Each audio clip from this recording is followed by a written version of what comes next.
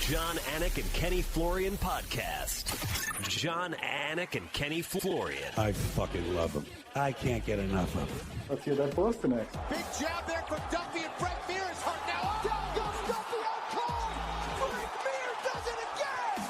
Rock'em sock'em robots here. Oh my goodness. Hyperbole. There are a couple of absolutely self-involved bullshit artists. Here are your hosts, John Anik and Kenny Florian.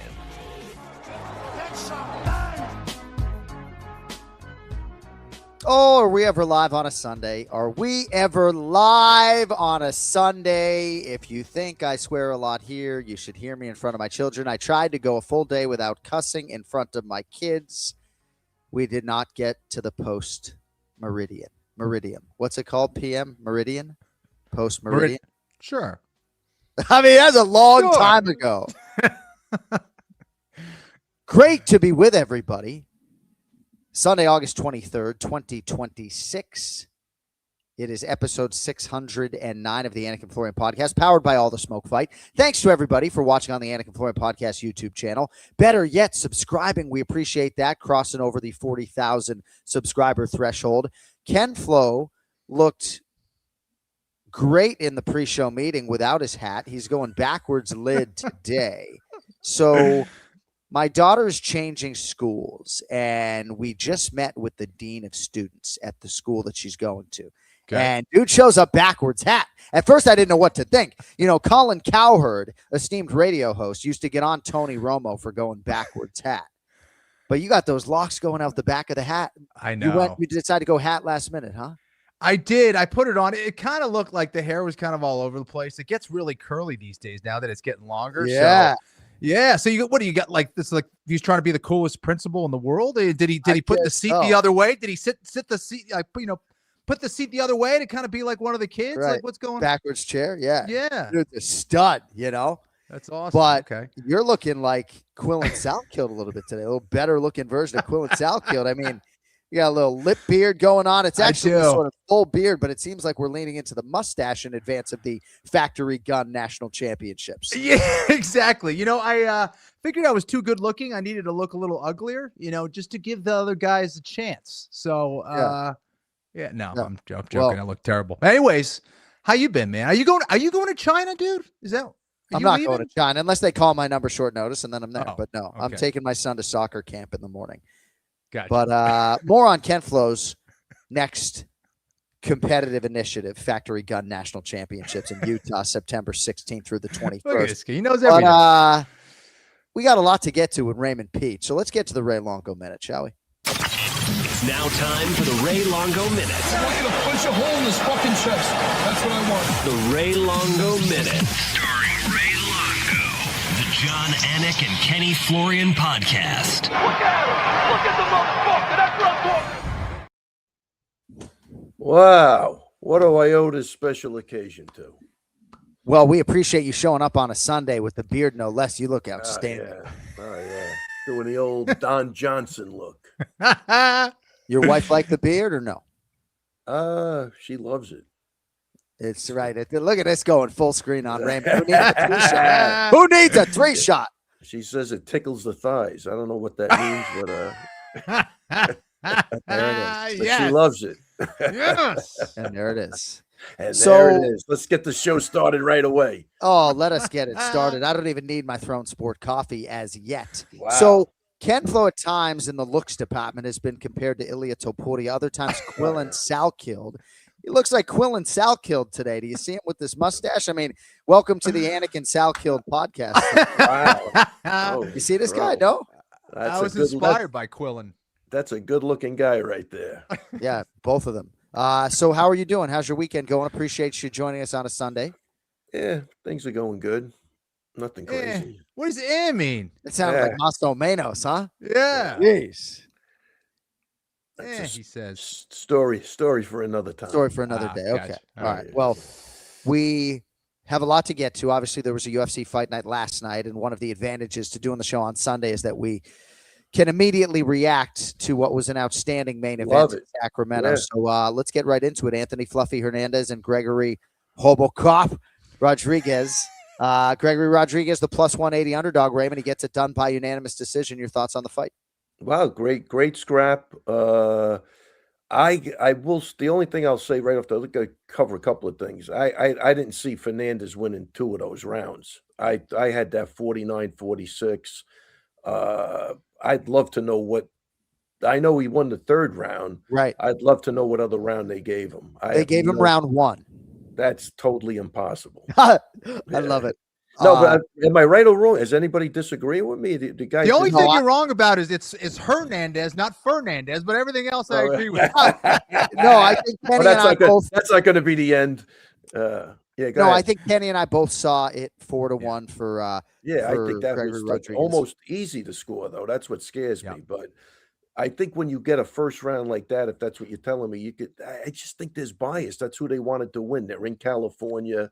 There's no way he won that round. But if they could figure out something a little close, he had some controlled time with no damage, they're going to give it to him. And I don't like it. But I thought Robocop fought a great fight. Fernandez, tough as nails. Hernandez, we'll go with the H. Oh, yeah. Holy shit again. Sorry, Fluffy. But maybe a little undersized for the division. I think that came back, maybe to haunt them a little bit. And I don't know, but tough as nails. I mean, Robocop, though, mixing up the leg kicks, hitting the body shots look like they were bothering him. It looks like Hernandez, you could hit him in the head with a bat. Nothing's going to bother him. But tapping that leg and tapping the body wasn't a good visual. But, man, he just mixed it up, took his time, was patient, never over-rushed anything. I thought Robocop fought the fight of his life for 5 rounds, and I think most people thought he was going to gas out, which I think he got a little tired, but I think the beating he put on the other guy helped him. He took away his wheels. He took away some of his cardio with the body shots, and I think that's the nature of the fight. Yeah, I think he took a page out of Sean Strickland's book, right, of attacking that body, of wanting to hurt him, and building off of that blueprint. And I think it's so important in that regard. Like when you see a vulnerability, now fighters and teams and coaches are on it now, looking at that stuff and, kind of build on top of it. But, isn't that a testament, though, in some ways, Ray? And I agree with you. I thought he lost 4-1, but isn't that a testament to kind of forward pressure? Because I think maybe that's what maybe skewed the judges that way, because Hernandez was moving forward. They're like, okay, we're just going to give it to that guy. Do you think that's what played a part in that decision? I mean, but again, if you go by damage, the only guy that did any damage in the first round was Robocop. He was the only guy really landing, so I think it's easy if you just follow.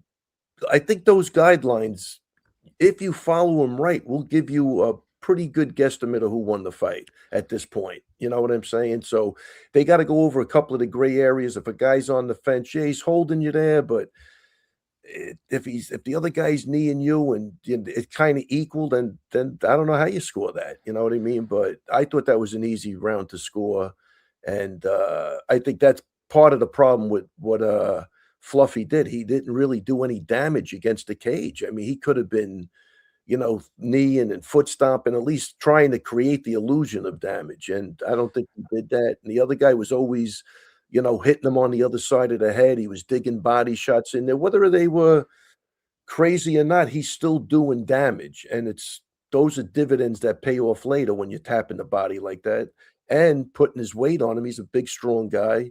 I think it all added up. I thought Fluffy did good off the break, throwing those elbows. I think those were doing some damage, but was it enough to win the round? Probably not. But how crazy was it that he got dropped? It looked like it was going to be over after round 2, and he comes back and wins round 3. How surprised were you by that? Very surprised. I thought after he went down a couple of times, he wouldn't even be able to walk. But look, tough as a motherfucker. That he proves in every fight, and he will weigh you down. But look, even the fact that he switched to southpaw, you could see it wasn't his thing, but he was still landing the straight left. He was trying.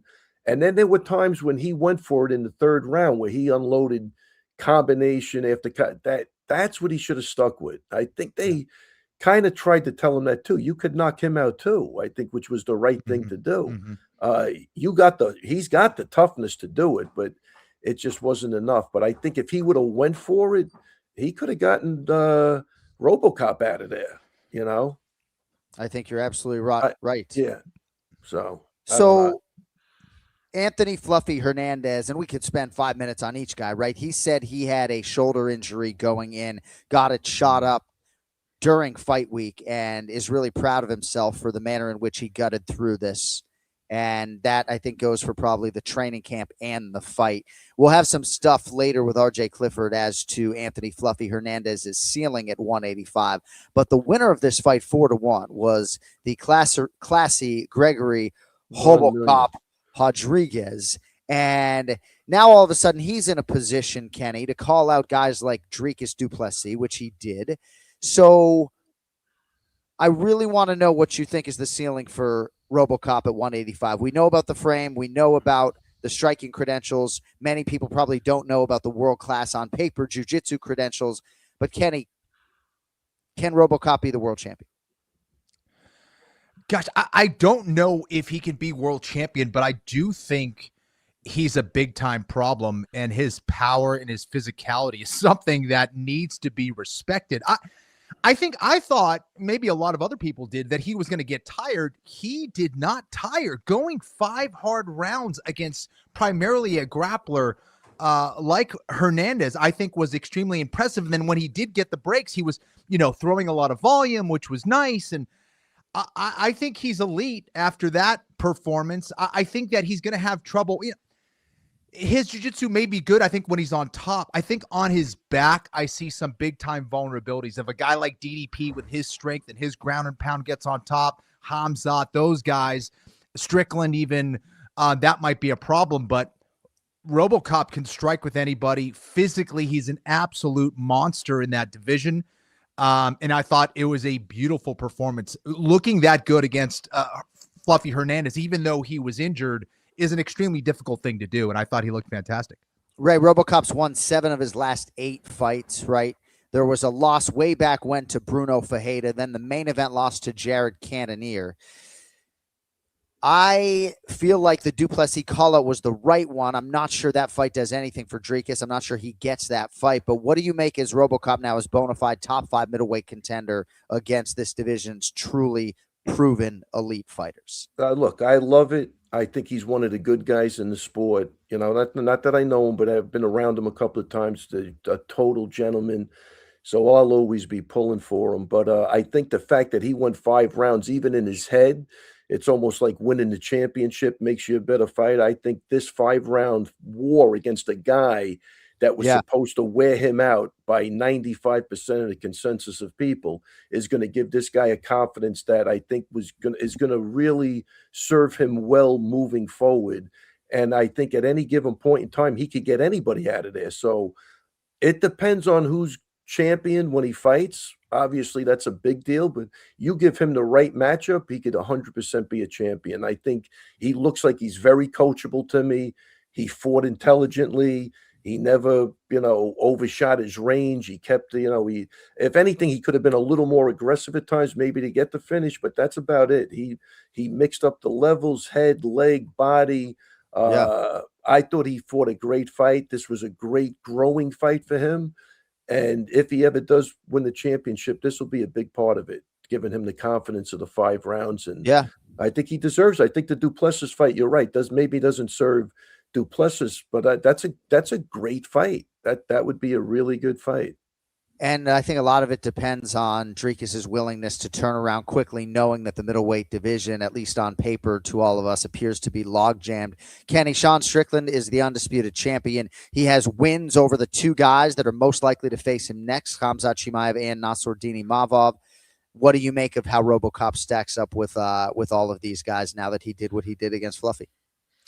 I think he's right there in the conversation with someone like a Nassourdini Mavov. I think that he is similar in his style in that he can grapple. He's probably a better grappler than Imavov.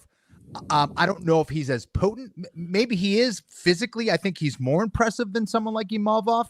I think the fact that he's gone 5 rounds, I think is going to be a huge confidence builder. I couldn't agree more with Ray in that regard. So I think this is a performance that's going to build him up that much more. I think you can put him into that top 5 conversation, no question.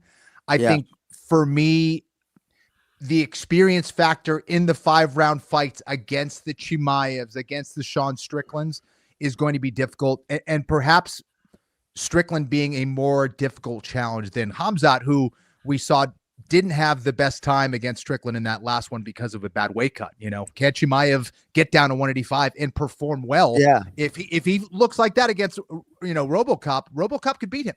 I mean, he looked phenomenal defending those takedowns up against the cage. So I think most people, go ahead, Ray. No, I just think the one thing with Robocop, he looks like I think Kenny hit on something off his back. He doesn't look like he's a quick scrambler. You know what I mean? He's more of a plotter, and he's got to take his time. So if somebody could put him on his back and keep him there and make him work, it's going to be a problem. So my point is, I think he does deserve something off of that win, and you never know. He's got certain tools that could get you out of there. So he's always got a chance. But I think Kenny picking up on a couple of things there is probably going to be his Achilles heel moving forward. So I like to see a little more quickness, a little more, I don't know if it's athleticism, but he looks maybe a little slow in certain areas that could harm him in the future moving forward. Yeah, I mean, I think it's hard for a guy like that to lose muscle mass. He works so hard, but we'll see. I think most people, as I look at the rankings, would favor, say, 4th-ranked Joe Pyfer to beat 10th-ranked Gregory Rodrigues in a fight. Now, Joe Pyfer was to face number 6, Caio Borralho. Caio's on the mend. But if you peel back the rankings and pretend those numbers don't exist, and you go to Joe Pyfer, right, and you say, hey, his nickname's Robocop, he'll come forward, he's won 7 of 8, you make a main event there. But with rankings, if you're Joe Pyfer, the fight just doesn't make sense, you know? Either way, Robocop's in the mix. He's a family man. He's a really classy guy, and Longo likes nice guys. I mean, if you've listened to the Anik and Florian podcast for 609 episodes, you know that Kenny mostly is the man who Ray addresses. You haven't done that yet today. And you know that Ray loves nice guys. You wouldn't classify me as a nice guy, would you? 100% I would. Really? Yeah. So then what would you say about Kenny? That he's like in that nicest guy of all time category? Or yeah, Kenny's a good, listen, what's the matter with liking nice people? Is it so hard to do the right thing in life? Don't you want I love kind, nice people. Don't you want to deal with people when they tell you something, their word means something, they're not stabbing you in the back? Nice guys finish last. That's honesty and kindness are different things. Okay. We have a lot to get to today, but I love kind, nice people. I simply asked if you considered me to be. Yeah, I consider you a nice guy, but you know, I've known some pretty rotten people in my life. Okay, all right, yeah, thank you. I mean, I think all things considered, I am a kind man. You're a good dude. Period. Thank you, Ray. Would you rather find gum or a huge? No, let's get to the mixed martial arts. But time permitting, this will just give you a little time to think about whether or not you would rather find gum or a huge spider stuck in your hair.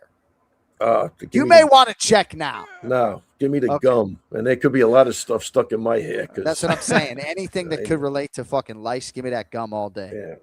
And the comments like, John, you don't have hair. No, I fucking shave it. I got hair. Yeah. All right, Throne Sport Coffee real quickly, Ray. It's better for you. Coffee made for active on-the-go lifestyles. Gus the Gorilla has ours today. Oh, I wish I had one. Daily B vitamins, lattes, 10 grams of protein, cold brews, low sugar, dairy-free options if you like those. Multiple dairy-free options out there. Throne Sport Coffee is also NSF certified for sport. It's not just my creatine that is NSF certified for sport. Throne Sport Coffee, you can find it in retailers nationwide, including Casey's, Quick Trip, and Whole Foods, or online on Amazon, Walmart, and their website directly, sportcoffee.com. Throne Sport Coffee, get going, keep going. And it is always amazing when Raymond and other people say, wow, that's good. You know, it's like, ooh, it's outstanding. Go to Whole Foods, get a can, and nobody needs to know. Nobody gets hurt. All right. So there were so many headlines from this UFC fight night. I think broad stroke, just a lot of finishes. I mean, a very ingestible fight card. I know on paper, on TV, we build about 30 minutes per fight. So the length of the live event oftentimes is what it is. But just a lot of competition for bonus money. I'd like to get to Markel Medeiros against Mason Jones if I fucking could. Really? Plus 275 underdog. This kid hasn't lost in 11 fights. Ray, I guess we'll start with you. Mason Jones, it feels like human weapons shouldn't be able to finish this man, and it took every elbow from Markel Medeiros to be the first man to finish the tough Welshman Mason Jones. Yeah, and again, coming back from a pretty rough first round. I mean, that's what I take away is that the guys that could hit adversity and bounce back like that, even the other kid that was a last minute from Florida.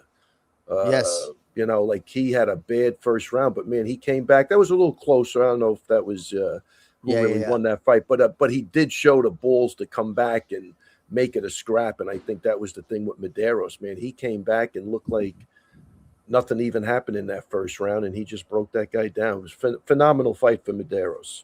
Kenny, Dominic Cruz said on the broadcast, what he did in that fight-ending sequence is so high level. He makes it look easy, but mixing in the elbows, having the wherewithal to go back to the elbow 3 and 4 times, what a huge win, $100,000 bonus, and the MMA Lab is absolutely cooking right now. I don't think anybody doubted Medeiros if you've seen him fight before when it comes to the equation of skill. He is clearly talented. He has a ton of potential.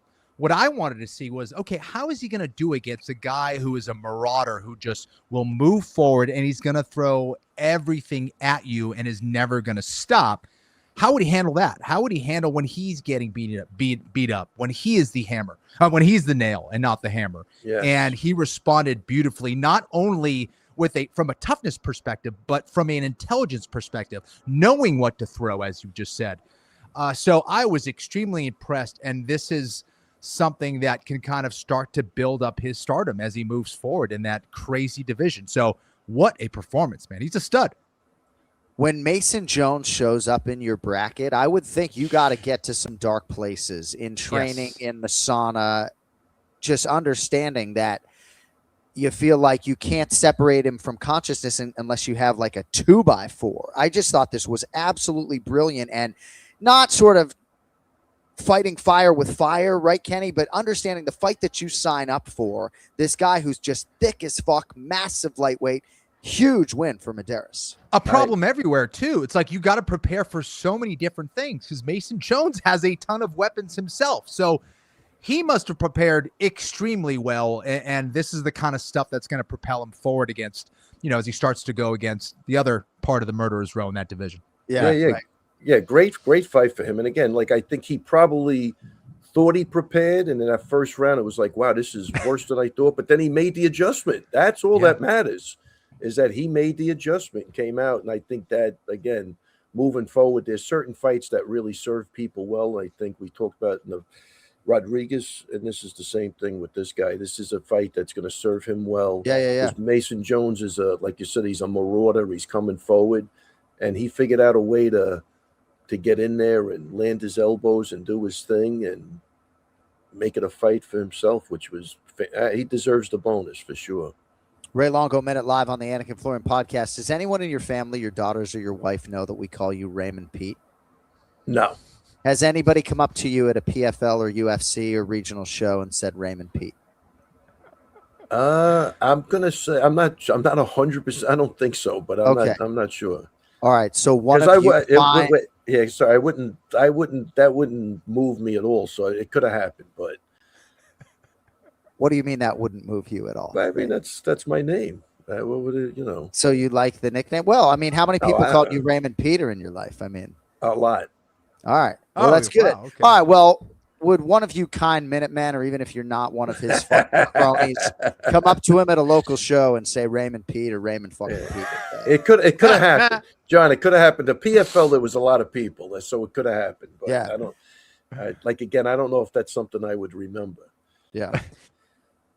So I don't know if the meta rankings eventually are going to go to 20 or 25, but just sort of to put a capstone on the Markel Medeiros thing, Kenny was sort of alluding to it, 155 pounds. Congratulations. You're the first man to stop Mason Jones. You moved up to number 27 in the world. It's just very difficult. He's probably higher than that, but tremendous win for Markel Medeiros.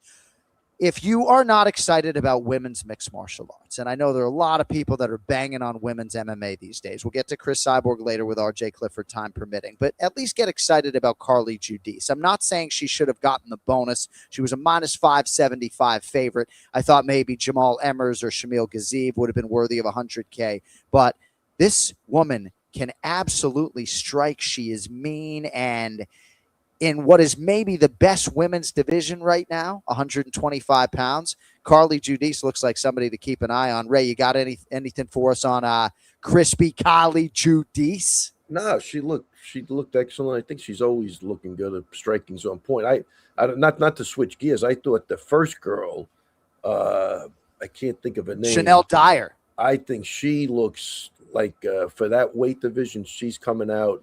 For a couple of fights, she looks like she's got some talent, and she does. She's going for it, and I think she had the right dance partner. I think they both did, but I like to see her move up. I'd like to see the other girl get tested because she's coming to fight. That girl's really good. Ken Flo, did you see Carli Judice at all? Beautiful. I saw the front kick to the body. Yeah, I saw the finish. It was nasty. Yeah. All right, a few other highlights from UFC Fight Night. Hernandez versus Rodrigues. Reinier de Ridder over Roman Dolidze in the light heavyweight division. The TKO comes at the 4:01 mark of round one. It was sort of sad to see Roman Dolidze not only in this fight, but addressing his Georgian fans on social media. It feels like maybe perhaps this ardent fan base is piling on Roman for what I think some people are describing as a listless effort here, Ray, taking nothing away from Reinier de Ridder. What were your thoughts on this featured bout here at 205? Yeah. I don't know. Pulling guard at this stage of the game and against a guy who's got good jiu-jitsu, shut you down completely. I don't know what I'm thinking, but that was that strategy. I wonder if that was the strategy or he just felt, I don't know. That didn't, whatever the strategy was, it didn't work out for him. Roman's, again, he's one of Marab's friends, so I support all those guys. But that decision to do what he did is not going to age well. Ken Flo? Yeah, I was really confused by this strategy. It's like, hey, I love lion cubs. Let me walk into that lion's den and decide to pet it. It's like you're going against Reinier de Ridder, he's not just good as a grappler. He's perhaps top 2, top 3, like top players on the ground. And you decide either out of hubris or you think it's a good game plan to go, you know what? I know what I'll do. I'll go to my back and try to submit him. And again, I think Dolidze is a good grappler himself, but why would you ever play to a man's strength? Why? Like, do you think you're going to be the guy? You're going to be the guy to submit him. You're going to get him in a leg lock. You're going to bring him into the strongest part of your game and play that. I think he found out the hard way. And who knows? Maybe there was something, maybe his knee was compromised or something. Right. That was a head scratcher for me. And yes, he was trying stuff, which was great. But that's got to be tough if you're, pulling for him or, a part of his team. That was a head scratcher. Yeah, and guys, if he was in jiu-jitsu competitions daily, you know what I mean, like currently always doing it, I don't think he's even putting the time in. Like that takes a lot of time. You know what I mean? Yeah. Like I saw Musa Mechi do something the other day, like during I didn't even know how the fuck he got there. Like that guy, that guy's gonna get you. You know what I mean? Like Ryan Hall's gonna get you. I don't care who you are. Those guys are gonna put you in trouble. This looked like a slow, methodical. I don't know. It didn't look like it was. Hubris might be I don't know if that's the word, but yeah, he thought something, but that didn't go anywhere near the way I think his brain saw it before that. So Kenny just said, and it shouldn't be lost on this audience, that Reinier de Ridder might be a top 2 to 3 grappler in the UFC, I believe, right? You're not saying at light heavyweight or at middleweight, right? Beneil Dariush, right? One of the best grapplers in the UFC. Saying nothing about his application of his grappling in MMA, called Reinier de Ridder the best grappler in the UFC, right? So I know Reinier said in his post-fight interview maybe he was expectant to get some of that. I mean, I'm excited to see Reinier de Ridder at 205. Excited to see what King Mo Lawal can do with him, American Top Team, all that, but there are definitely storylines on the Dolidze side as well, Ken Flo, So yeah, and I think Dolidze is not an idiot on the feet. Like, I think he's a more powerful striker than Reinier de Ridder. So why would you go, you know what? Let me at least try. If I'm going to do something crazy, let's just keep it on the feet and see who the better striker is. See if I can at least land a big shot. It's like, no, he decides to initiate the clinch and sit to guard. Again, I picked Reinier de Ridder, but I could not comprehend that decision to start the fight. And it was early in the fight. Like, I'm going to get the guy when he's dry, when he's fresh, and this is the best part of his game. That's going to be a tough one to kind of chew on.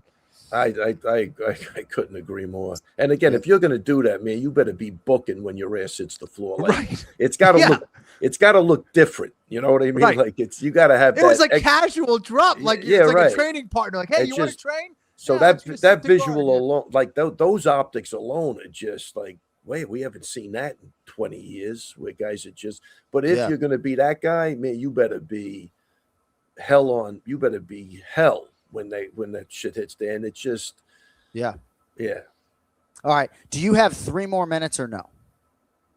Only for the good stuff. All right, so did you happen to see Islam Makhachev in the corner of Nurmagomedov in the PFL trying between rounds to pop his shoulder back into place? Oh no, I didn't. But what a sport that the pound for pound king Islam Makhachev, a week after he successfully defends the title, is in a different cage trying to pop a shoulder back in. I want to ask both of you this as cornermen. Are you sort of aware that of all the things you could be asked to do medically, that would seem to be one that you should figure the fuck out how to do? Dude, listen, I've been shown it. I took some CPR class or something, and there was a jiu-jitsu guy who was teaching, and he was showing how to put a shoulder back in. And he showed me how to do it. You got to get the guy on the ground. You got to stuff your foot in the armpit. The other one goes into like the top of the shoulder, and you got to tug on the damn thing. Ooh. Knowing that, whatever medical experience I would never do that. I would never try that on a guy. Like, you know what I mean? Like, Islam didn't use his foot. Ray, I know you're sometimes on the outside of the cage cussing like a fucking lunatic maniac. But if you're, do you have any experience with shoulder dislocations? I dislocated my shoulder, so I think I got a lot of experience with it. But what Kenny's saying is actually right. When I got to the hospital, they couldn't get my shoulder in. So they took this intern. He had to be like 350 pounds. They wrapped a sheet around me. Yeah. And they were pulling one way in. It wasn't. That's what they did with Dominic Cruz in Mexico. That sounds miserable. Oh no, it wasn't good, Kenny. So but I have seen Marab pop a guy's shoulder in the gym. So I think from that Caucasus region, I guess it's they're used to doing that, but they're used to doing it and they don't give a shit what happens to the other guy when they're trying. So I'm not doing it unless I felt 100% sure. I'd have to really know exactly the human anatomy and where we're going, but I wouldn't. Dominic Cruz, I've seen it though. Kissed the nurse and told her he loved her because I agree she took the pain down from a 10 to like an 8 because they employed a sheet and finally got his shoulder back in. That ended his career. Ray, would you rather babysit a crying baby for a day or turn into a crying baby for an hour? I'd rather babysit a crying baby for a day. Could you imagine you crying like a baby for an hour? Oh, that happens. Yeah. and over nothing. I might start crying right now like a baby. You can cry or answer one more question, or you can exit stage left. It's really up to you. Oh, I'll cry. Yeah, let me start. What do you got? Go, give it to me, John. What is it? Would you rather be followed everywhere by someone playing the flute or be surprised once every day by someone playing a tuba? I don't want to be followed by anybody. So I mean, you don't want to follow me around for sure. Yeah, I don't want to be followed by a flute, but imagine getting shocked, surprised every day by somebody blasting a fucking tuba. Yeah, but a tuba, that's not going to shock you. It's like a dull sound, no? Oh, that's hilarious. Good analysis by you. All right, last one. Last Would you one. rather? No, we have two more. Exactly. Sorry, One I more said round. one. We actually have two more. Incidentally, would you rather not shower for a week or shower 3 times a day for 2 weeks? Not shower for a week. Sometimes I shower 3 times a day if we mix in a sauna. You know what's funny? I It's don't. rare. I really don't have. You don't like, have body odor. No. Right. You're just one of these special human You beings. would- Look at your face. You look fucking 45. Oh, I don't. I was a John, once a day guy John, until I moved to the Carolinas. It's hot as hell. You got to shower 2 or 3 times a day, whether you like it or not. It's just you're just soaked everywhere you go. It's so damn hot. John, I wish I was feeling 45. That's all I'm gonna say. And Ray, finally, would you rather live your life over as the opposite gender, as Ramona Longo, Oof. or start your life over as a kid again, but you'd be a boy? I would start my life over as a kid again. He wants another shot. It's Raymond Pete. All right, what else we got? That's it. What are we doing? I got a ton of other MMA stuff. I didn't know how much time I had you. Oh, all right, real quick. Yeah. So Kennedy and Zechiku sort of getting roundly criticized on the broadcast for keeping his hands too low. And then Shamil Gaziev connects on a right hand and the tree falls in the forest. This was quite a knockout. I sort of felt like Gaziev might have earned the 100K, but dude, that was crazy to see Kennedy go down like that, no? Well, I mean, he didn't. I mean, he had his head turned sideways, so it's almost like putting your neck in this position. Like you're already like you're magnifying the whiplash that your brain is going to get. Like there was, I couldn't. I don't know. He seems like a good dude, but that was. It always comes back to nice guys. I like that. You feel bad. You feel bad. You should watch basketball. You watch basketball. Horrible. They don't get hurt as much, you know. He didn't do himself any favors on that. No, right? he didn't do himself any favors. He kind of put his jaw in a position that was the worst position. You want this? Go ahead. There you go. I don't think there was any slipping at that point. He couldn't turn his neck. Yeah. But anyway. So my daughter asked me within the last 72 hours, what's the worst injury that has ever happened in a fight that I've called? And I mentioned the leg breaks, and certainly there have been some concussions, right? But certainly we all know, thankfully, there has never been a fatality and there's never been a really, really serious brain injury or anything that has happened in octagon, right?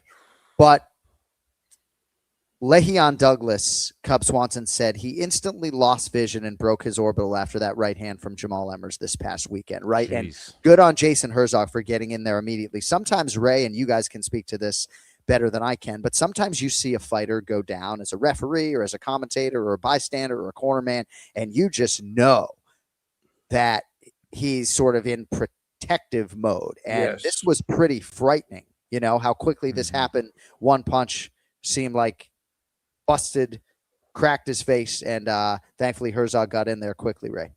Yeah, no, and somebody texted me and said, I think that was an early stoppage. I said, absolutely not. You could see when the guy went down, he was only because he was still facing him and sitting up, but that guy wanted nothing to do with anymore. It almost reminded me when John Silva hit somebody, one punch kind of knocked him off his feet, like, and just, you're out. Like, you're not.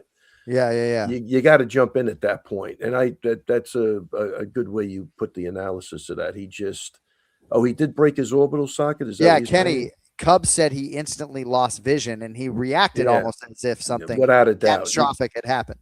Right. I think maybe one of the most important elements of being a good referee in mixed martial arts is being a master at reading body language. And that's one of those things, right? It's like you have to see if that guy wants to continue or not, and they'll do little things like that. But yeah, that was a perfect stoppage, and those are things that can end a fighter's career.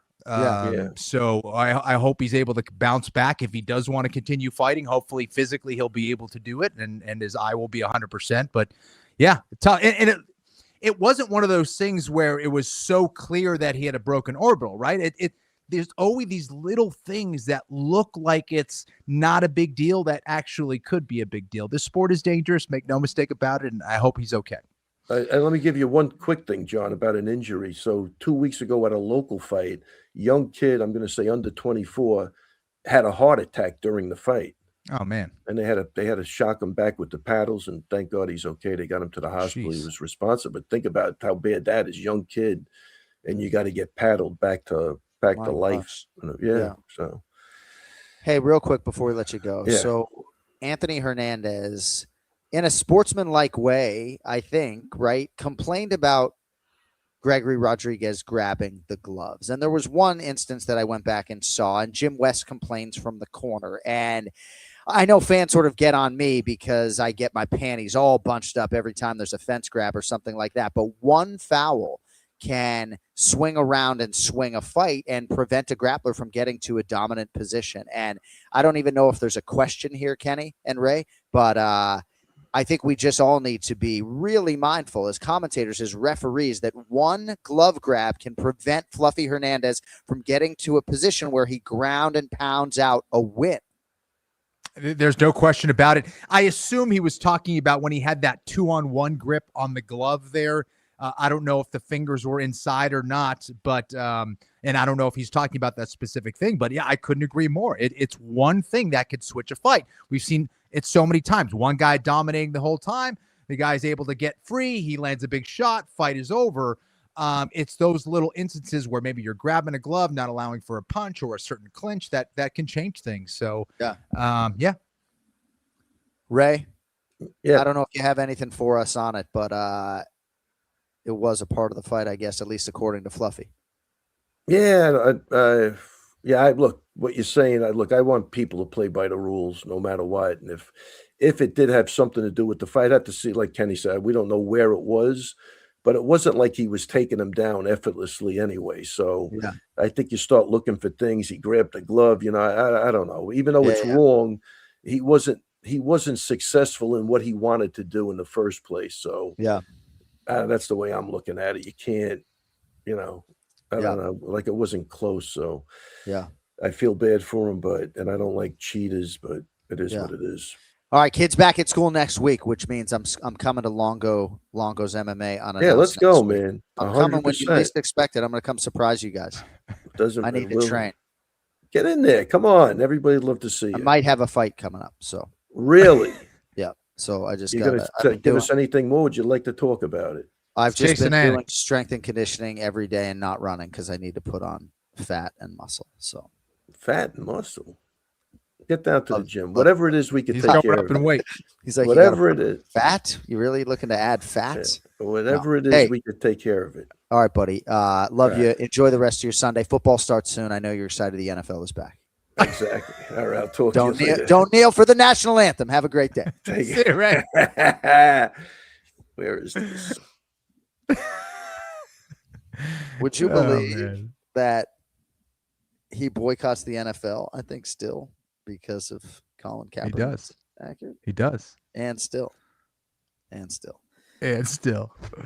All right. Well, we congratulate all the winners. Of course, Vitor Petrino, who's an outstanding human being, continues to ascend at heavyweight, gets by the always game Sergey the Polar Bear Spivak, 30-27 times 3. One of the questions I didn't ask Ray, by the way, was would you rather fight 1,000? I only thought of it because of Sergey the Polar Bear Spivak. Mm-hmm.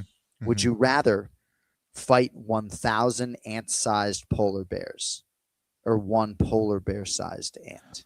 Oh, 1,000 polar bears. Exactly. You fucking step on them. Right? Yeah, exactly. Is there any question here? Like a polar bear-sized ant will fucking maul your ass.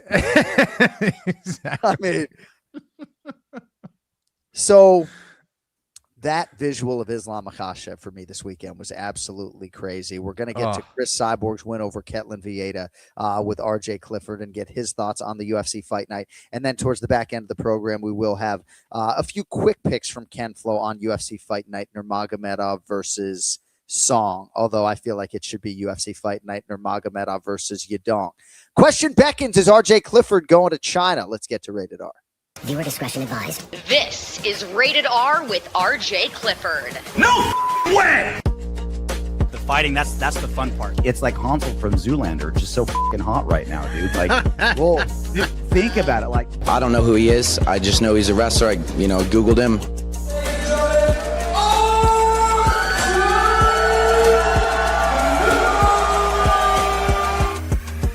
Only on the Anik and Florian podcast. God, I love your intro. It's good to see you, buddy. Clay did a good job. Home. Yeah. Welcome home. Good to be home. Yeah, for 20 hours, 6 a.m. flight from Sacramento. Going to China. He's going to China. The streets smell like weed and barbecue, and then heading off to China where you need a VPN to check your email. So getting the entire experience in a 48-hour period. Well, we know how valuable you are to the UFC in all seriousness in a number of different capacities. Are you growing your hair out, or do you get a haircut? Because it looks pretty good today. Literally the opposite. I got a haircut. See, no, I thought, well, no, I said or, right? No, it looks good. And he made it longer for me. No, it looks actually, not actually. It looks really good. It's great to have you with us, and I always appreciate the notes that you send along. So on August 9th of 2025, you tweeted, I love Fluffy Hernandez, high school wrestling top game, volume striker, farmer cardio, doesn't have the finishing ability nor physicality to be champion, but he's the fun the middleweight division needs. And you were roundly criticized, and you feel like that thesis statement here, I guess a year later, holds up pretty well. What are your thoughts on Fluffy and everything that transpired in Sacramento? Yeah, I mean, I hate to do a victory lap about being right of a fighter's ceiling, especially one as fun as Fluffy Hernandez, as much as I love. He is must-watch television, no matter what type of matchup he's in, 5-rounder, 3-rounder, doesn't matter. He is must-watch television. And he's got this kind of cool, like, surfer boy, farmer, cholo personality thing, which I just love. He's just a fun-loving dude, like, so easy to root for. As long as he has a pulse, he is in a fight, as we saw on Saturday night. But his and Kenny and John, stop me if tell me to shut up once I say something that's incorrect. But he's got a lot of submissions, but they're all kind of cardio based. Like, he just gasses you out, and then he'll jump on his cool little guillotine with the arm in, or a couple other things that he does, and he can strike real well, not one punch knockout power. And the guy's my size. As a middleweight, I fought at lightweight. Like, he's just not a guy where, like, the physicality can make the difference. So, again, I don't want to. I'm taking a victory lap on all the dorks and booger eaters that shit all over me for thinking he wasn't going to be champion. But, I think we know where his ceiling is, and it's pretty damn high. But I don't think it's, it's not Sean Strickland high, it's not Dricus du Plessis high, and I don't think it's championship high. No, I mean, I think that's fair, and certainly the shoulder injury maybe plays into this in some way, but off the loss to Sean Strickland on whatever timeline, this was a big spot for Fluffy, and on most people's scorecards, he lost the fight 4-1. So we talked a little bit about Reinier de Ridder and Roman Dolidze earlier, and when Michael Bisping asked Reinier de Ridder if he was expectant that Roman Dolidze would approach the fight in that way, I don't know if we should lean into RDR saying yes, right? Because most of us, I think, would agree that Reinier de Ridder is one of the best grapplers in the UFC, and this was not the path of least resistance for Roman, at least from our vantage points. And this is where I think having an extremely mediocre fighter on the show helps a little bit, right? Because I was listening to Kenny examine, like, the game plan made no sense. What was he thinking? And it's like, it wasn't that long ago I was scared shitless in a fight, and you kind of just fall back to what you know. Like, I really don't think Roman Dolidze is like, you know what? My half guard game is better than RDR's ground and pound and top game. Like, I don't think he was. I hope not. I don't. You know what I mean? You know what I'm saying? I don't think he was game planning that. I think he's kind of just scared shitless of incoming strikes, and against a tall, rangy guy like RDR, I think he didn't have he thought, like, okay, this is the path of least resistance, not a mental decision, but an emotional decision. And that's what we got. Because I've done a lot of really dumb stuff in fights, not because it was smart, because what my coach said, or and how embarrassed I was looking at it tape later. It was just you're a head case, you're scared shitless, and you just kind of fall back to what you know. And I think that's what he did. Gosh, it is interesting when I think about that Kenny Florian Joe Lozon highlight the other day, right? Because I glorify that win because it was Boston versus Boston, and it ended with Ken Flo beating the fuck out of him. But it is a young Ken Flo sort of elbowing and doing shit off of his back where it feels like vintage veteran Ken Flo wouldn't be hanging out there and would be trying to advance position. You know what I mean? Right? Is there anything there, Kenny? Like you were just like, fucking, I'll beat you up from fucking here. It's 2008. I don't give a fuck. Exactly.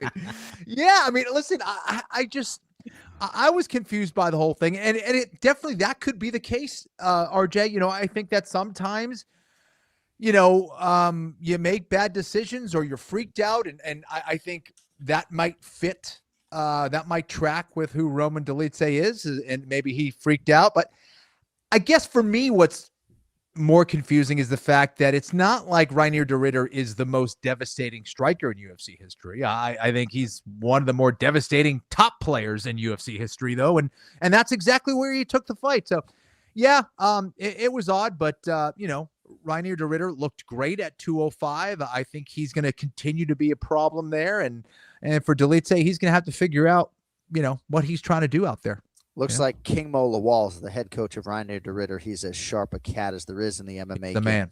So, RJ, Sacramento show was great. Crazy to think that guys like Shamil Gaziev and Jamal Emmers and Chris Padilla were not bonused. I want to talk about this Chris Taco Padilla finish of Nasrat Haqparast. It is listed as a technical submission by arm triangle. It was announced by Joe Martinez as a standing arm triangle, which I'm not sure would be accurate for the books. It also goes into the books at 4:59 of round 3. I think it should be at the 5-minute mark of round 3, but I guess those are details that don't really matter. You just wanted to stand up for Frank Trigg, who got all of that wild sequence correct. Yeah, I think Frank Trigg did a great job there. I think that's partly why, you know, just being a former fighter doesn't automatically make you a good ref, but it certainly helps in a lot of ways. And I think he recognized, like, okay, this is really, really tight. It looks like he's going out. I'm not going to stop it at 4:59 because he didn't tap. He didn't go like completely limp to the point. And again, I feel like every other week we talk about this, a choke, you kind of let it play out because there's not a lot of long-term health issues. You'd rather get the result correct in that situation. And he did. And clearly he's like convulsing on the floor. Like he's not only out, but had been out. And so that was enough evidence for Frank Trigg to make the right call. And I don't know if like the Constitution of the California State Athletic Commission, Article 4, Section 7B says how this is supposed to play out. I think Frank Trigg just said, this man was unconscious before the fight was over. So I'm waving it off. The right guy won. And also with the UFC now, he got his $20,000 bonus for a finish, which didn't exist before. So fair. I don't know. I think Frank Trigg, there's plenty of good reasons to come down on refs for bad decisions, and let's point out a good one when he did it. And Kenny, we don't bring up enough the $25,000 finish bonus that all of these fighters receive for finishing those fights. But Kenny, I said 20 because Frank got 5. And then he got dope. He's spreading those rumors. Ken Flo, what'd you make of the fight-ending sequence? We obviously have seen fights end right at the gun. Merab Dvalishvili and Ricky Simone. You have to be conscious at the gun, but what were your thoughts on all of it? We were just talking about referee awareness of body language, and you in that case, you have to be especially aware of time, of what's going on, where they're at in the cage, all those things. And I thought Frank Trigg, did a phenomenal job of that. And as RJ said, you know, having that in-fight experience and all that grappling knowledge most certainly helped. And the most important thing, guys, is that I put $1,000 of my money last week on Padilla, and he won. I put the whole stack on him. That's the story here. That is the rub. That is the lead. Okay. A lot of financial incentives for that exact ending. That's the most important part of the story. If I could jump in on the Jamal Emmers finish, if I can. I remember I had Big John McCarthy explain to me one time, and he's like, look, if RJ, you're a fighter, right? If I throw a right cross at you, you'll react like a fighter. You'll block it, you'll slip, you'll shoot under it, you'll do like a fighter thing. If I threw that right cross at a civilian, they're going to do this, they're going to hide their face, they're going to whatever. Larry and Douglas reacted like a non-fighter, which tells the referee something's wrong. Like he is not fighting back, he's not doing what he's trained. He grabbed his face and curled into a ball like he'd never had a punch thrown at him before. Immediately signaled the referee, this is done. Something's off. So, and he could have saved him from a lot more damage with a broken orbital, couple follow-up shots. It's bad enough as it is now. Again, that was Herzog, I believe. Yes. Yep. Right. Yeah. So props to Herzog for another great refereeing in Sacramento this weekend. Yeah. No, and I don't know if you heard us earlier, but he did lose vision immediately. So there was clearly something wrong. Real quick, the semantics, if I could, on Chris Taco Padilla. If you don't finish the arm triangle standing, then is it not a standing arm triangle, even if it begins in a standing position, or is it? The precedent, I'm not saying it's correct or incorrect, but the precedent is set that if the submission starts as flying, it will be ruled as flying. Okay. So there's been situations where a fighter will do a flying triangle, land on his back, and it'll take him another 90 seconds to finish it, but they'll call it a flying triangle. So because of where it started, right? And why not give it the cooler name? Yeah, no, right? I think, well, if you guys think it's good, I'm good with it. But you can't be good with the 4:59. That makes no sense, correct? RJ, why is it not 5 minutes? Because I think when he stopped him at 5, he knew he wasn't out in that nanosecond. And like he looked at him right then. He's like, this man has been unconscious for longer than 1 second. Yeah, I've seen them do that before. Yeah. Yes. Yeah. Anyways. I don't know if that's a commission by commission call, a ref call, or what, but I think that's where he went with it. All right. I think it's the accurate way. A few more minutes here with the great RJ Clifford. Thanks to everybody for joining us live on YouTube on a Sunday. If you are watching on the Anik and Florian Podcast YouTube channel, we kindly ask that you click that subscribe button. It is the best way to help the show and the staff and everybody behind the scenes. So I found myself not only on Wikipedia bemoaning the fact that Markel Medeiros does not have a page, but I was on Cris Cyborg's Wikipedia page today. And RJ Clifford writes in the show notes, Cris Cyborg, one of the hardest resumes to assess, really only one loss to the GOAT. And by the way, she's racked off 10 straight wins since the loss to Amanda Nunes. One of the most violent women of all time, but mostly against underweight opposition, misunderstood and slandered for long portions of her career. I think you put it well, right? There was one positive drug test back in 2011. She insisted that it was sort of, unknowing, and it was whatever, so you would want to give her the benefit of the doubt there. And yeah, I do believe that there's a lot of things working against her, but overall she's been a tremendous ambassador and a real credit to MMA. She never lost except to the GOAT. I mean, she lost her debut in like a kind of whatever fight. Right. Like, it's just, I mean, and it wasn't just like she beat Larissa Pacheco 2 years ago, who was on a freaking roll. I mean, there's been, in 3 different decades, she's beaten top 5 opposition. And she has the best right hand in all of women's MMA history. She's the most violent fighter. Like either her, like kind of Jessica Andrade maybe, is the most violent fighter in women's MMA history. She's the only fighter to win a belt in every single possible organization that has any cachet. She's been consistent the entire time. She's fought different styles.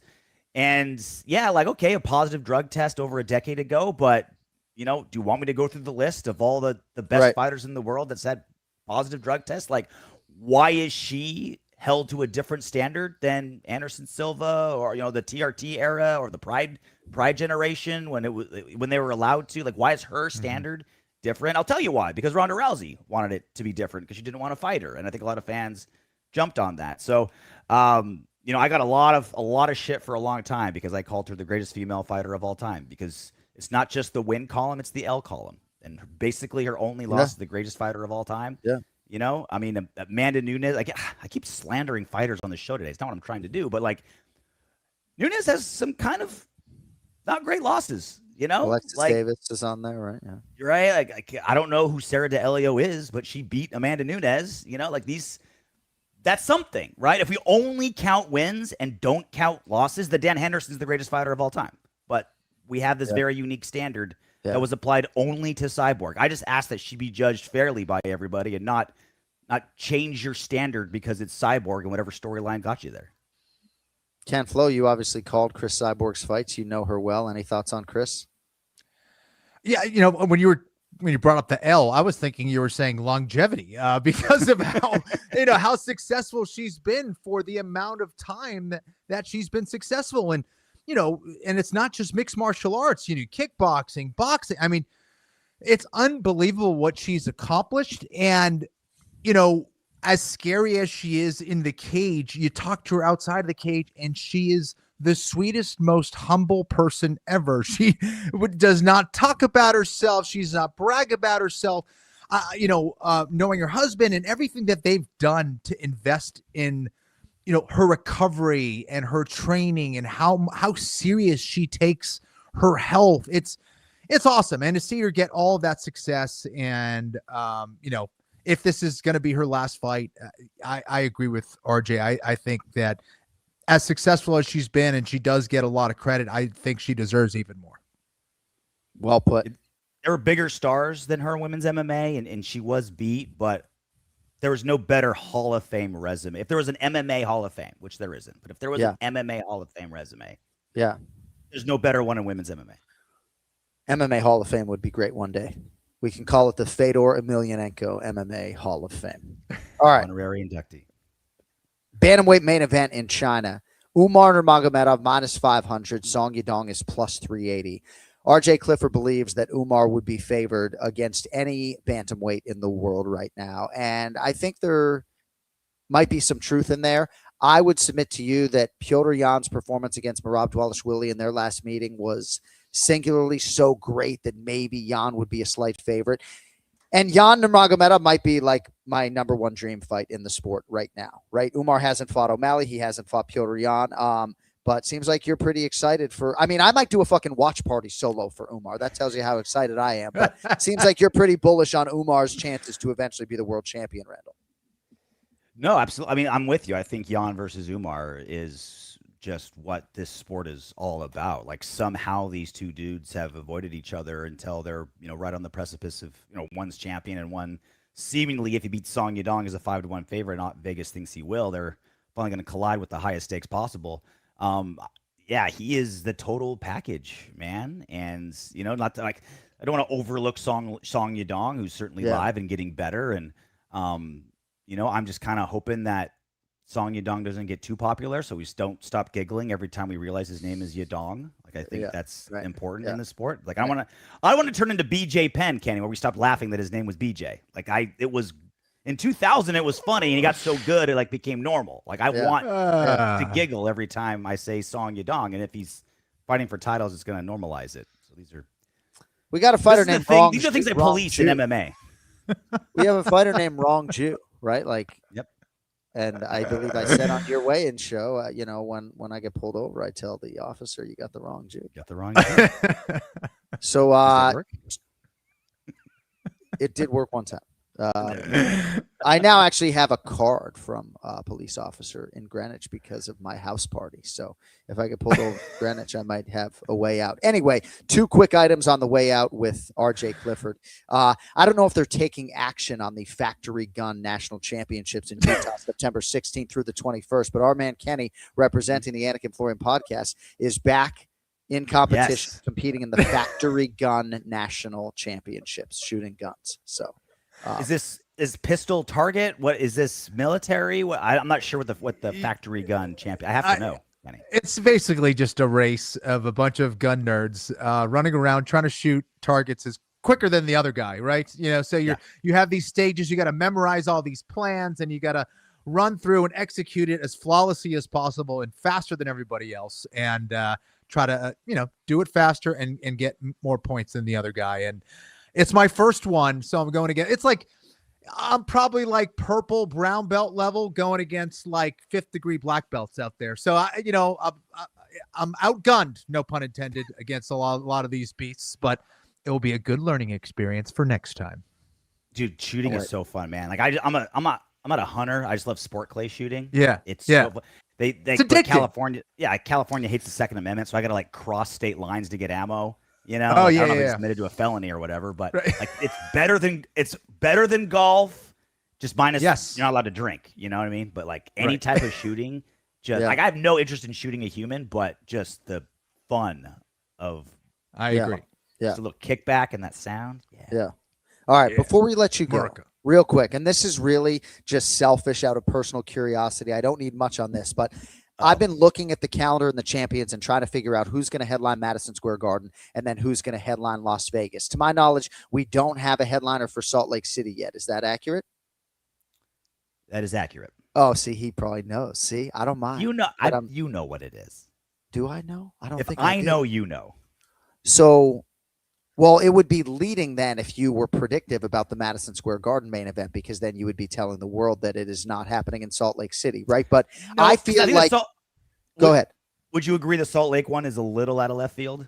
Like it's not like a natural order of things? I don't know it, bro. Unless I'm just spacing. Don't play poker with Anik. So it would seem to me that Kayla Harrison and Amanda Nunes would be one of those two. Maybe it's co-main event Madison Square Garden. Maybe Kayla needs till December. And I mean, do you go Tom Aspinall, Cedar Gone at MSG? Is that what's happening? Ooh. That's the biggest fight you can make in MMA right now, right? Like I think that's definitely what. Well, with Gaethje sideline till next year, Ilya sideline. I'm imagining till next year. So? Gaethje's not fighting again this year. Is that accurate? That I think that's what he's been talking about. I think that seems to make sense. Yeah, it'd be amazing if he came back and they did the rematch in December at T-Mobile. That'd be sign me up. I'll be there with bells on. But I think realistically, I think you got Kayla, Amanda, you got Aspinall gone. One does one does the other. I think that's perfect, right? Well, if Kyle Dawkins is any indication, right? The ability of these fighters to respond after facial fractures with titanium plates in their face, right? Dawkins is sparring 6 weeks after getting titanium plates in his face, right? So if I'm Ilya Topuria and the mentality that I think is ingrained within, I feel like he's asking Hunter Campbell for a fucking fight. Like, that's what I think. You know, we'll see. That'd be amazing. RJ, safest of travels to China.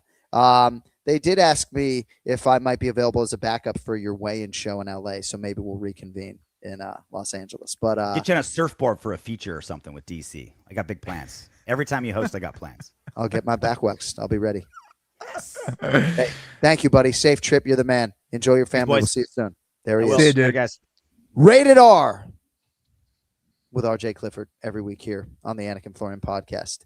I think on today's episode, you can see the extent to which I'm a fan. Like I sit around and I think, well, if this champion would be available, and I start to think about Paulo Costa and Khamzat Chimaev in an interim light heavyweight title fight, all sorts of different things. But what he's talking about for Salt Lake City, I'm a man of veracity. I can assure you, I have no idea what he is talking about.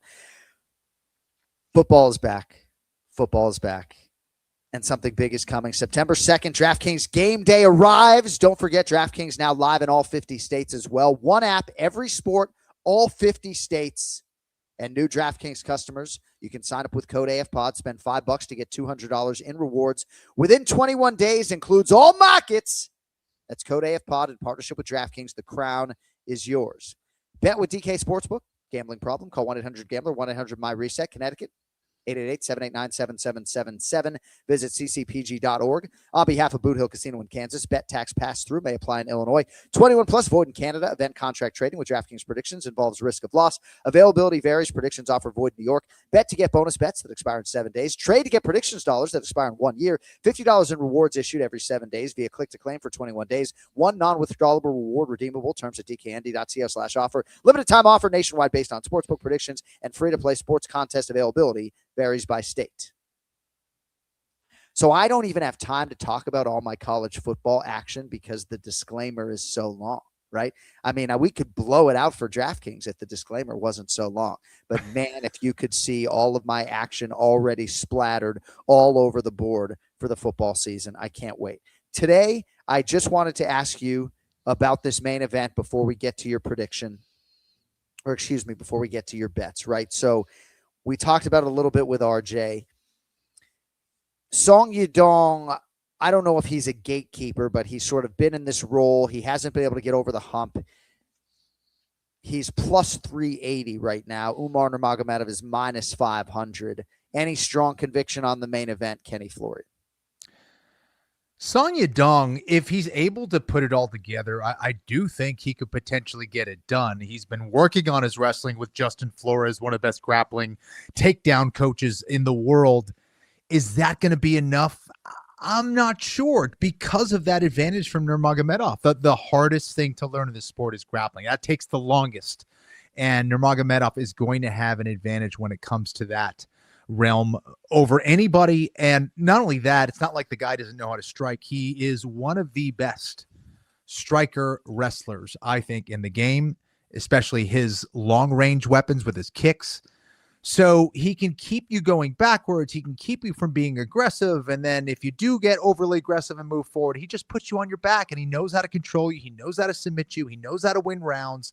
He's got tons of experience in his corner. I mean, how do you bet against the guy? Yeah, I like Nurmagomedov there. Yeah. All right. You were hot last week. Chris Taco Padilla was minus 105, so it was a pick 'em fight. You put your entire $1,000 on him. Brings your year to date to almost 3,000 to the positive, plus $2,787.02. You get $1,000 for these fight nights. The entire card is at your disposal. It's all live on DraftKings Sportsbook right now. How are you spending your one band here for this UFC fight night? Well, thank you, sir. I have a little bit of room to play here.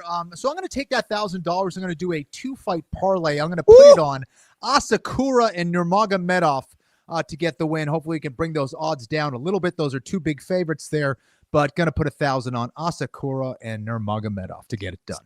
Second fight in the UFC for Asakura at bantamweight since the 2-fight skid at flyweight. And yes, he is the prohibitive favorite this weekend. Before we get into the repacks, Kenny, I just wanted to say about that shoulder dislocation, right? In all seriousness, it would seem to me that this is something that comes up in corner enough, as hard as it is to put certain dislocated shoulders back in place, right? It would seem to me, right, that if one person in the corner had some semblance of an idea as to how to do this, it could be the difference between wins and losses. I don't know. It sounds crazy, but it keeps coming up. It keeps coming up. You got to learn that skill if you're going to corner Kurt Pellegrino ever again. I think you're right, man. I think it's one of those things you kind of need to have in your back pocket. My goodness. Yeah. I just want to throw that out there to any of the corner men and women out there. I'm curious how you feel about that, honestly. And Dr. Gus Florian will take your 2 cents as well. All right. We got repacks all locked in right now. Card breaking all over my algorithm. And what if I told you a $60 investment could land you a $1,600 UFC card? This is Home of Fight Repacks. It's powered by collectibles.com. Here's how it goes down. You secure your pack, and we're doing this visually right now on YouTube. Inside is an already graded, authentic UFC card. There's no sending this off to PSA. And from there, you got options. You can keep it secured in your online vault, ship it home to your collection at any time, or you can move it instantly right back to collectibles.com. You can sell it depending on the price they offer you. That's what we do here a lot of the time. But if you love MMA, if you thrive on anticipation, if you appreciate championship level stakes, this is your moment. Go to homeoffightcards.com, or better yet, download the Collectibles app and get in on the action, because sometimes the biggest wins don't happen inside the octagon. All right, here we go. Home of Fight Repacks. Yeah, we're ready. Whose account is this is the question. Ken Flo's account. Kenny out of the blue corner today. Ken Flo, let's go. It better be. Let's see what we got here. Come on. I need something. I need something over here. What do we got? We got Daniel Marcos. All right, so it's a 2025 Topps Midnight UFC Rookie Relic PSA 7. He's no longer in the UFC, but we do have a show rule that we keep all autograph cards. Buyback is only $36, so I think you should probably vault this pig, Kenny. What are we thinking? Yeah, come on. Get into the vault. Have you had any of your cards shipped home yet or no? I haven't. Cody, make that happen. So, well, it does, yeah. I mean, you can use the money in his account, right? It does cost money, but I've had a few sent home. My Khamzat Chimaev card is here. All right. Yeah. Ken Flo, take 2. Oh, come on. Philip Rowe. All right, 2023 Panini Prism UFC Mojo, Phil Rowe, BGS9. Is that Beckett grading systems, perhaps 9? They're offering you $28 on the Phil Rowe, Ken Flo. You know what? I'm going to keep that one. I'm going to keep that one. Flo's going to keep Phil Rowe. Phil Rowe's a nice guy. I like him. He is a nice guy, and I think I'm using the Ray Longo nice guy. Yeah. We'll get that signed for you. Yeah. By Phil Rowe. All right, 3 of 4 for Ken Flo. Oh, I got 2 more. Here we go. Right? Yeah, I like this. Oh, yeah. Ladies and gentlemen, we have a 2023 Panini Don Russ Optic UFC White Sparkle Corey Sandhagen 89 PSA 10. They're offering you $63 back. More than you paid. It's a pretty good card, Ken Flo. What are we doing? Yeah, and it's a damn good fighter. I'm going to keep that one. PSA 10, Sandhagen? Yes. It's a great card. And if he becomes champion, it'll be worth even more. But Corey Sandhagen, one of Ken Flo's favorites. Not surprised. Ryan Hall guy, I'm not surprised to get that. Yeah. All right. Fourth and final selection for Ken Flo. Home of Fight repacks. Here we go.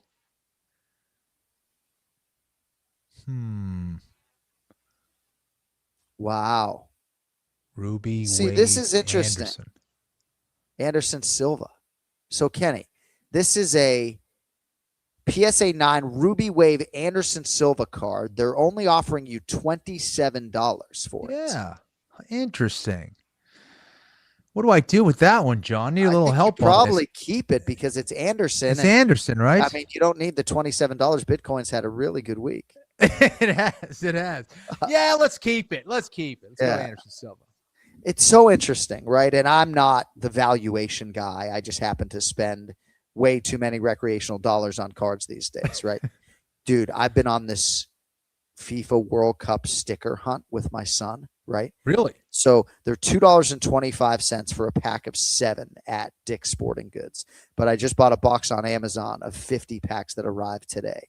So I've spent $600 on these FIFA stickers. I've gone to Dick's Sporting Goods 5 times because I'm just trying to get one of these big stars. Right. I did get De Bruyne, but my son wasn't all that keen on that. We're trying to get Ronaldo for my son.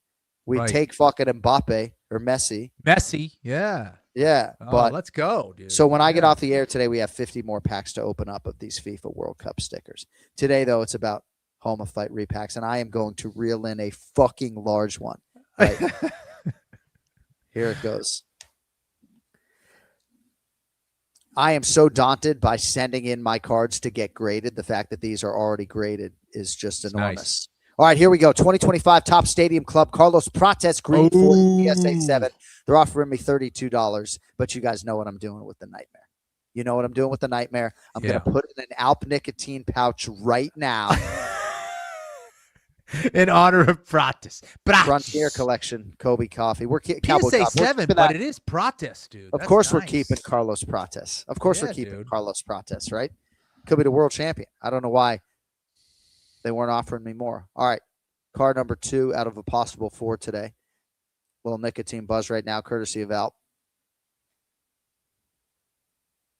2021 Panini Prism UFC Premium Box Set Prism Askar Askarov PSA 9. They're offering me $28.35 back. We'll sell that back.